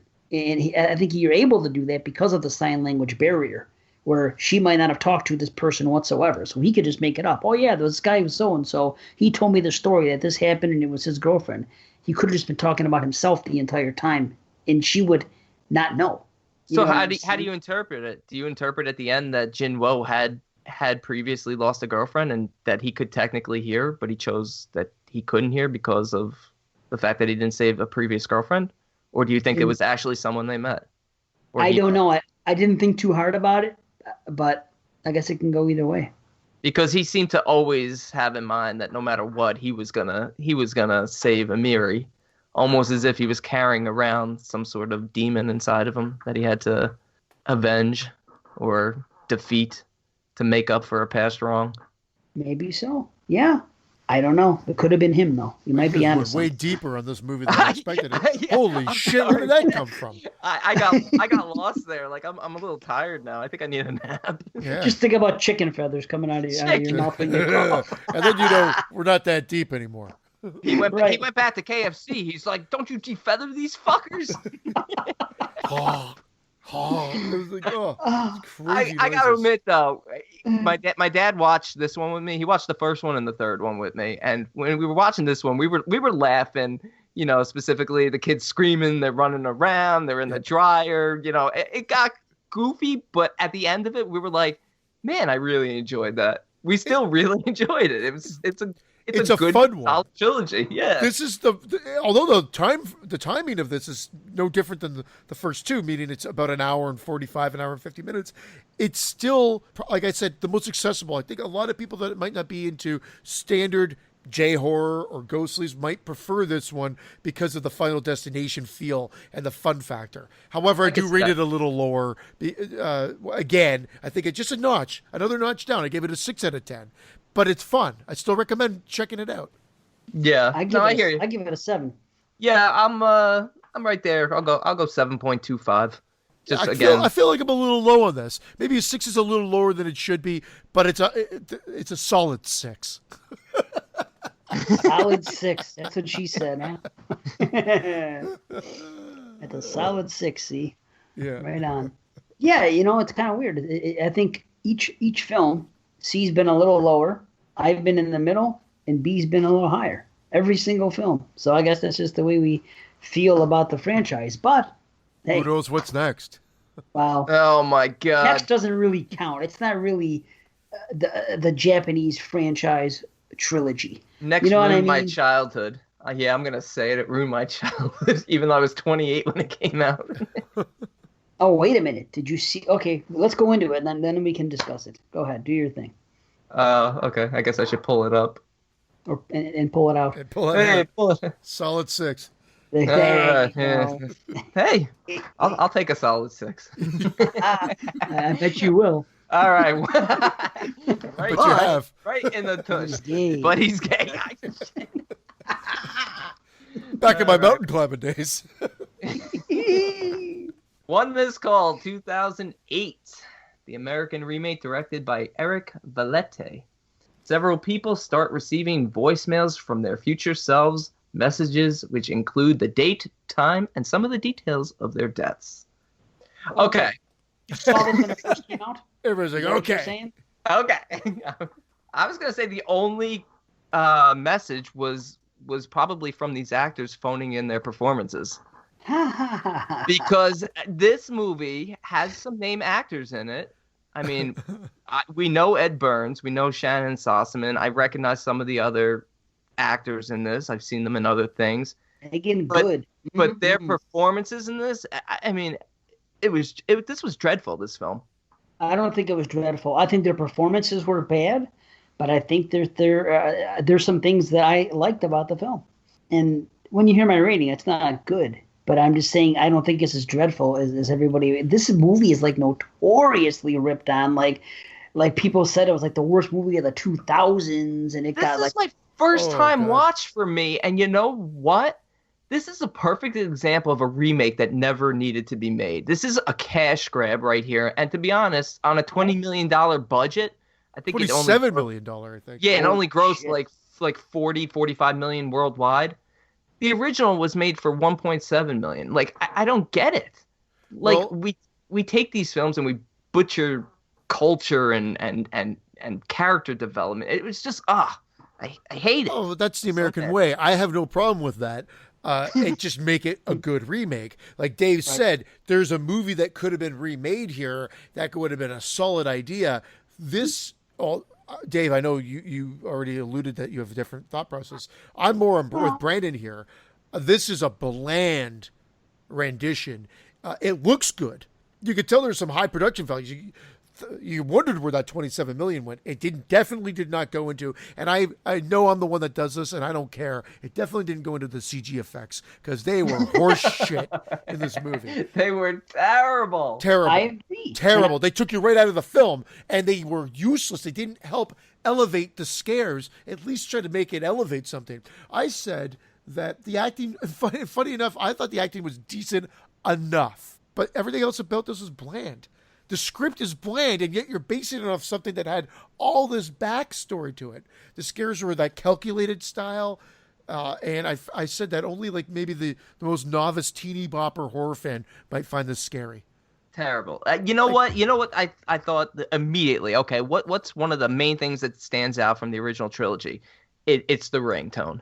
And what did they do? I couldn't even hum the ringtone to this one. I don't even remember what it was, but I remember it was fucking awful. It was just basically a regular ring. It was so bad.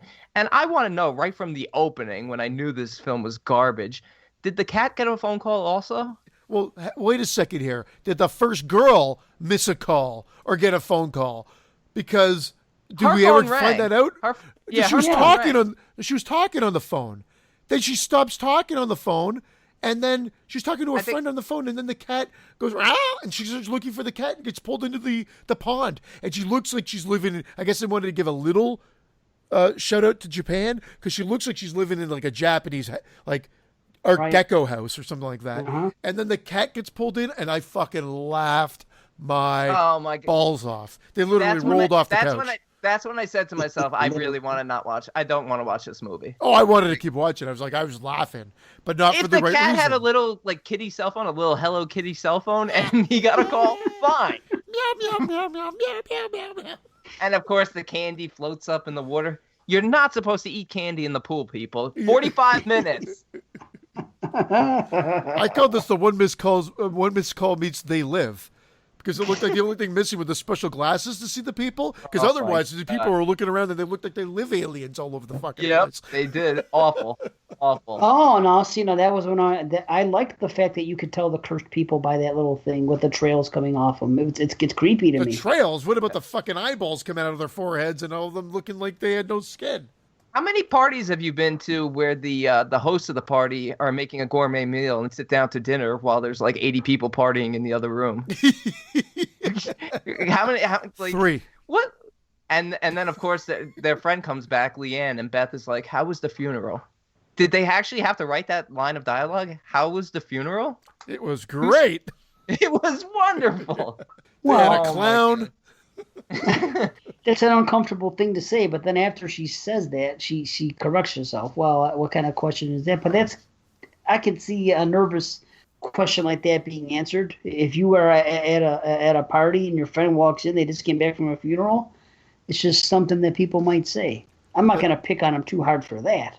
Well, we're also being assholes about this too, but it just didn't feel right when you're playing off it. The one thing they got right was 1 hour and 25 minutes. I like in, out, done. Yet now I'm going to complain about it. So after seeing, this movie could have been a bit shorter, this movie could have been a bit shorter. Overall, I'm talking about not necessarily in the one missed call universe. I just say that a lot, that, it's not my attention span is not good. Sometimes movies just drag on too long, and it could use some trimming. Like I won't even get into the crudeness. Like manscaping. Like manscaping. We'll just do that instead. This movie could have been 1 hour and 25 minutes shorter. Yeah. Well, they wedge in the whole TV angle. So what I thought was great about the writing in the first one just felt so brutal here, with the introduction of the TV host, the reality TV, how they wedged it all in. It was mind-numbingly bad. That was the bad part? You don't think that it was the most ridiculous thing you may have ever seen, to see a priest exercising a phone? It was the fucking, get this evil out of the cell phone. He actually says, get this evil out of the cell phone. And I was like, What the fuck? My balls rolled back up into me. It was so ridiculous. So bad. Listen, I agree with your complaints about it being bland and the acting not being good and some of the dialogue being bad and shit like that. And there's a few majorly bad decisions, and that is one. That fucking exercising of a phone. I couldn't believe my fucking eyes. Cash grab. They went almost. I wouldn't say shot for shot, but this is a direct rehashing of part 1 with a slightly different opening and a slightly different ending, both of which are really bad. No, but a cash grab would have been having the budget. Yeah, why put the centipedes in it? It made no sense. But don't give it a $27 million budget if you want a cash grab. Cut that budget in half then. At the very least, it's inflated for no reason. So I think they were expecting... That money makes me feel like they were expecting that they're going to be doing something well with this. But the addition of the centipedes, who has fucking... I don't care if you're the evil twin versus the good one. Who has centipedes in the room, and that fucking ugly-looking doll thing that's in the kid's room, too. I would just crush that the second someone gave it to me. What, is that the creepy baby doll? Yeah, or whatever. The little clown thing, it's walking a dog or something. I don't know. It's on the countertop there. It's horrible, right beside the centipedes. I didn't notice it. A very Just to the small right. jar with a lot of centipedes in there too. Yeah. So Mimico Ridiculous. has centipedes as pets. So It's therefore, not let's... Mimico. It's Ellie Layton in this one. Okay, yeah, there you go. So let's just throw centipedes throughout the entire film because she keeps them as pets, apparently. That was terrible. Okay? All those things were terrible. But here's a few things I liked. That's what I'm saying. This movie, and I've said this many times, every year there's a movie that everybody fucking shits on terribly. And I watch it, and I'm like, okay, it's not a good movie, but it's not a complete piece of shit. The only time I've gone against it or gone with it was last year Rings. I thought that was as bad as everybody was saying it was. Like, I've defended many films that everybody hates. I don't think they're as bad. I think a bandwagon starts. And I'm going to tell you something. The nanny cam thing, to have that bear be a nanny cam, works actually better. It's a better idea than they did in the original. Let's just say, oh, she just put a camera here for the fuck of it. I can see that, except then he pulls out a mini disc as the media that he was recording on. I thought it was a laser disc. I thought it was a laser disc signed by Clive Barker. He pulls out a huge Clive Barker signed laser disc out of how did this get in here? How about Margaret Cho as the other detective? Yeah, weird, huh? Oh yeah. My God. And Detective Andrews, obviously, he's playing the Yamashita character. His sisters died. He found the candy, so he's on board with the story.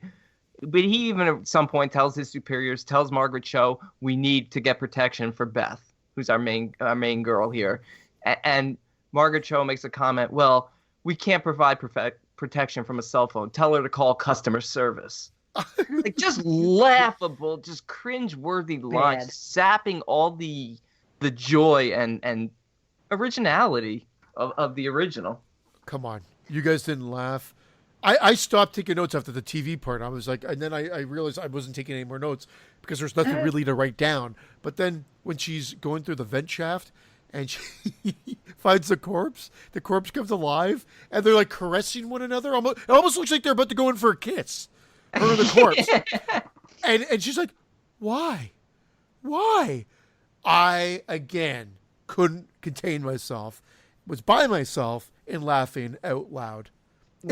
See, that helped me. That helped me understand the first one because they dumbified it for a dumb American like myself, and she cried. She shed a tear and said, I'm sorry. And that's when I realized that the mother was not bad. I did not realize that the first time I watched One Missed Call Japanese.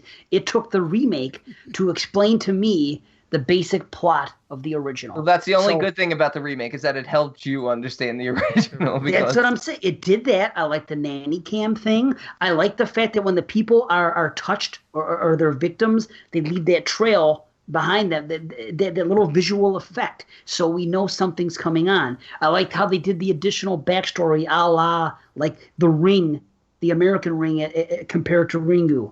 How they did more backstory. They kind of went that route here with some of it, and it wasn't too much. It was a little more. It got a little more involved, and I was okay with that. That's what I'm saying. There was a lot of bad fucking things, but to me, it just wasn't all bad. That's all I'm saying. There was some things I actually preferred a little bit. That's all I'm saying. And that's okay. And I'm not with you, but that's okay. I mean, I thought it even got funnier at the end, and they had a chance because when Ellie comes a knocking at the door, and the door blows, and the windows are blowing out, and like that. No, I liked that. Dave, here it is. I liked that. Then the door blows open, and she looks kind of scary for one split second, and then her face, of course, goes all CG, and then she starts twitching and growling like a dog. And I'm like, you just killed what could have been a generally frightening scene and just destroyed it with CG. And then you get a hero moment that seems to rip a page right out of Friday the 13th, The New Blood. Another time I'm bringing it up on this episode where a dead relative comes back to save the day. Well, that's it. Okay, I don't like the way she was stopped, but I like the noise she made. I liked her appearance, and I liked that she made that noise. I just don't like the way she was stopped. And just like I didn't like it in The New Blood, same as you, right? But I like that she did that shit, though. But I don't know. I thought it could have been scary. Sorry, Brandon. I thought it could have been scary. I was like, oh, maybe this is it. Maybe this will be. And then they killed it right away for me. I think it was a little bit more clear with the mother's ghostly intentions in this Yes. one, and that's She what said, Dave's "Forgive me." and that's what Dave's talking about. Even her showing up at this point to protect Beth and to draw her evil daughter back in a way. But I like Ariel Winter, who played Ellie Layton. I mean, she's been on Modern Family since the beginning, and she did Excision, and she did another horror movie. I can't remember the name of it, but there's another horror movie she did where she's like shadowing a serial killer, and she was great in that. But in this, it got goofy. I didn't like when the doors blew open and stuff, and the spear through the peephole. It just, I don't know, it was goofy for me.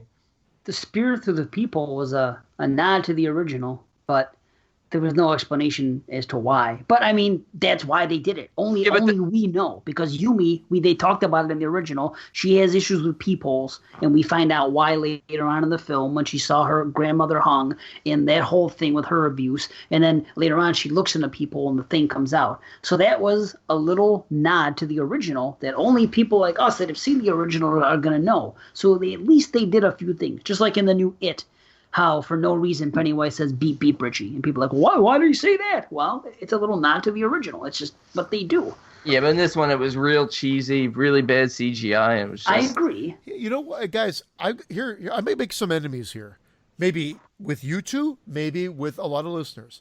I prefer the Ring remake to Ringu, and I prefer the Grudge remake as well. And it's directed by the same guy. I thought he made some smarter decisions in his American version, because I thought when I watched The Grudge for the first time that they lingered too much on certain things, and he kind of learned from that and cut away faster. Now, the reason I say that is because those are two remakes that, in my opinion, worked perfectly.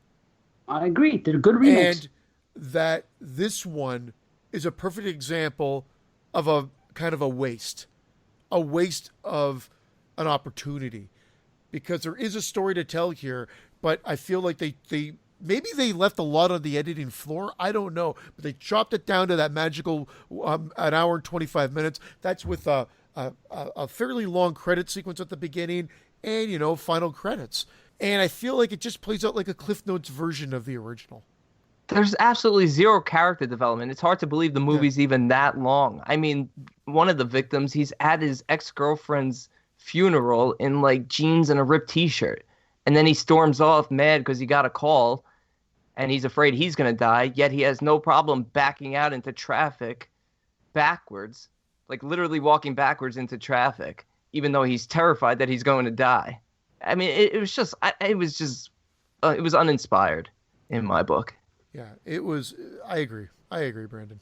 And I can't disagree with you guys at all. I just think that there was a couple things about it that I liked. That's all. And look, I'll give any remake a try. My favorite slasher of all time is a remake. So this is true. I'm not anti-remake. I'm not anti-remake. Like I'm not anti-remake. But if you're gonna remake it, you gotta remake it. Never have those words rang truer for me. No, it's like you gotta bring something new to the table, or at least up it a little. And in every case, character development down. Special effects down, and even the few things they added, that opening kill just was really, really cheesy and bad. And then the ending, which was, I didn't mind the fact that they made Marie's character a little bit more clear that she's actually good and she's actually helping fight against her daughter. That's fine, but it played off a little cheesy that she shows up in her white dress, and of course, Ellie's wearing a black hoodie, and it's like good versus evil. Yeah, that was it. I know that come on. It's like you have to be so blatant, obvious and blatant. Yeah, it was. No, it's funny you mentioned that, because when I saw it, I'm like, really? That's why I said I'm the evil one, and I'm the good one. That's the only line that was missing. I'm the evil one. Yeah. I'm the good one. You're bad, Ellie. Oh, you know what I thought would have been funny? When the guy put the another thing that they did in the first one that they did here, the guy put the phone in the aquarium, right? But in this one, they show a close up of the phone in the aquarium, and I was expecting one of the fish to fucking swim up and press the button. That would explain animals being killed in it. Maybe the cat jumped in there and answered it. Wouldn't it be great after the end credits if it just cuts back to like the first house and the cat gets shot back out of the water? Just a little capped on ending. One of those. And only one candy popped up out of the pool. Shouldn't two candies or one candy and one frisky or something? like a little frisky float up? a little tuna bone or something? Some catnip? Speaking of tacked on endings, did you guys know that in the original, Mickey had a fucking different ending where after the scene where she, puts the candy in his mouth and does the smile and the credits roll, they immediately flash to the Exorcist, the guy that was there earlier on the TV show, and he has two broken legs that are in cast, and he's sitting there and he gets his phone rings and he looks and it says something like 15 seconds, and then something falls on him and kills him, and it's the end of the movie. But they thought it was too hokey, and he took it out. It is hokey, and it would have worked for Mickey, but it would have definitely taken away from that surreal, dreamlike ending. What would have been even hokier in that original? If they defeated the evil, and then the phone just starts ringing, and then the main protagonist walks towards the camera, and then it just goes to black, and the credits roll. Oh, wait, no, that happened in the remake. I'm sorry. So typical, too. Yeah, I was like, you're what? Right. You're right. That is so fucking typical. Yeah. I've actually come down a little bit in my rating. They were clearly planning on doing a sequel to this. They had it set up. Hook, line, and sinker at the end. She barely it's like Evil Dead. What? What's this? Evil Alive. Starring Bruce Campbell. Yeah. Bruce Campbell is Evil Dead, Evil Alive. Oh, man. Evil Dead, Evil it was too. I didn't realize how well that worked. Yeah, he said that. I'm a genius, and I didn't even know it. See, look at this guy. Sorry. It was too late. It was too late by the time this film came out. The remake, the J-horror American remake train had come and gone. There was 4 years. Ring was 2002, correct? Yeah. Yes. Okay. So it was. So 6 years. Yeah, I guess you're right. It was done by now. It really was. This was the last. It's weird because it was the last major one for Japan, and the last major one. Well, not major because it sucked, but I mean, it was still a remake that came to theaters. You know what I mean? It was, because what else did they do? What else was after this? Shudder came the same year. Year. I never saw the American Shudder. Probably sucks too. Most of the American Asian remakes, with the exception of, like you said, The Ring and The Grudge, are really, I find, just poorly done and uninspired. I think you're right. I think those are the only two. The Eye came out the same year, so all the American remakes came out in 2008, and it was The Eye, One Missed Call, and Shudder from that batch. And I think One Missed Call did a great job of establishing its own identity, given the fact that it came out after these other big ones, and it does have the feel of them. But I felt like it has enough originality that it stands on its own as a solid trilogy. Oh yeah, You're talking about the original Japanese one. I do have one. I'm talking about the original. Yeah. I got to make another comment about the remake that I wrote a note by. Maybe this is good because it's playing against what you would expect. But you don't set up a character that has this line saying, where do I have it here? When she's like, hey, you forgot your phone. They're playing with the conventions of the character trying to cross the road. And you think, oh, he's going to get nailed by a car. He's going to get nailed by a bus or whatever. And they play with it all the way through. So I thought this was good, Dave. I'm actually giving it a compliment here where they play with that. You're going to like, oh, he made it across there. She's like, you forgot your phone. You're like, okay, now he's going to get nailed by a car or a bus or something. And he makes it all the way back. And he's like, I swear if I didn't have my head screwed on right. And then he gets killed. But wouldn't it have made more sense if his head got lopped off? Wouldn't that be? Yeah. Like, instead of a piece of construction gear just gets stabbed through him. It's kind of, I'm like, what? You missed a golden opportunity. After playing with the convention, you can have that cheesy line and then deliver. And they don't even deliver. Right. 4 out of 10. 4? Okay. I was at a 5. I bumped it down to 4.5. How's that? 3 out of 10. Ooh, wow. Here's the lowest. And I always thought I was being generous with the 4, but it's still in the failing zone. And when I get into a failing zone, it's very difficult to differentiate like a 3, 4. You get in that 1, 2 range. You know what you're talking about. I think. You're I'm actually, maybe on a film standpoint, maybe I could say it's a 4 out of 10. But just the fact that this was a cash grab, and they looked like there was zero effort put into this for the budget that they had. And I like some of these actors. I like a lot of these. Ray Wise was in it. I mean, they're good actors in this. But it just seemed like nobody was committed to this film whatsoever. Yep. And it's That's just true. it failed for me on every level, and it upset me. Other than the cinematographer, like I said, I thought the film looked good. And I'm talking about the effects work. I'm not talking CG. I'm just talking about the actual look of the film. I thought it looked good. Yeah, Which it should. I mean, I think at a $27 million fucking budget, it should look amazing. He got 26.5 of that. Yeah. But it did do a few things to me that I liked. I liked a little more explanation. A little more explanation. I liked the nanny cam aspect. I liked seeing the cursed with how you could tell that they're creepy looking and the shit like that. I liked a few little things. So yes, it's below average, but I didn't hate it. I was expecting, so that's good. At least I didn't, I was expecting to completely hate it because of what I heard, and I didn't hate it. It's not good, but I was still mildly entertained enough. And pretty girls, Megan Good is beautiful. She doesn't last very long, but I thought Jessica Alba was going to be. Either does Brandon. Isn't Jessica Alba in one of these films? The Eye. The Eye. Yeah, The Eye. See, okay, I was hoping this was it because I didn't look. I just went into it. But yeah, I was shocked. I saw Megan Good's name in it. I'm like, okay, I like her. She'll be in it for a little while. 4 seconds later, couldn't even leave the Megan Good cat in there. Nope. And I had no clue who Megan Good was. So. Oh, The girl at the beginning. Yeah, well, now based on what you just said, I know now.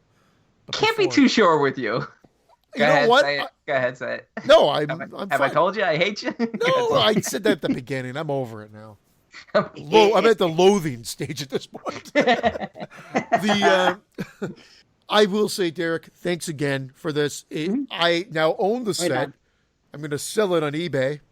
I'm not at all. I'm actually going to revisit these films and check out the special features. I dug it. Even if you think my ratings might not be as high as 10 out of 10, Derek, it was a solid series, man. The first 3 anyway. Don't know if I'll do the remake again. Because I even think my daughter, the one that was in the horror films, did not even like this movie. I'm not surprised. I don't think my daughter liked it much either. So I feel you.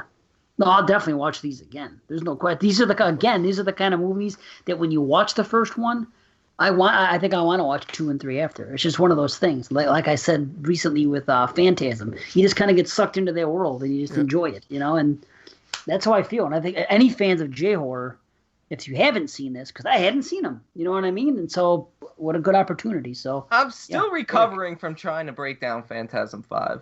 I'm still mentally recovering from that review. You're the franchise, buddy. It's going good. It is. We've done a lot of franchises so far. Yeah. It's enjoyable. I'm having a great time. Yep. Me too. And we don't know what we're doing next. Will it be another franchise show? Maybe. I think so, actually. I think based on what we have planned out, it's got to be. Well, I don't know. I think so, and I think it's a particular one because of, we'll reveal it on that show. I love a mystery. I think I know what it is. And Yeah. It's going to be big. Yeah, it's going to be fun. So, anyway, you guys have anything else to say? I just want to say thanks, everybody out there. Hope you're enjoying the show. Keep giving us the awesome feedback. Keep giving us any feedback. If you love what we're doing, tell us. If you hate what we're doing, tell us what you'd like to hear. And, take care. What he said. Thanks, everybody. Thanks for putting us on, subscribing, sharing, liking, and all that good stuff. We love you all. Thanks, Jason Lloyd. Thanks, Bo. Thanks, everybody, man. We love you guys. So let's try to be professional. Okay. And that's the end of show number 61. Thank you again. Thank you again, Derek B. I'm Dave. I'm Christian. I'm Brandon. See you next time.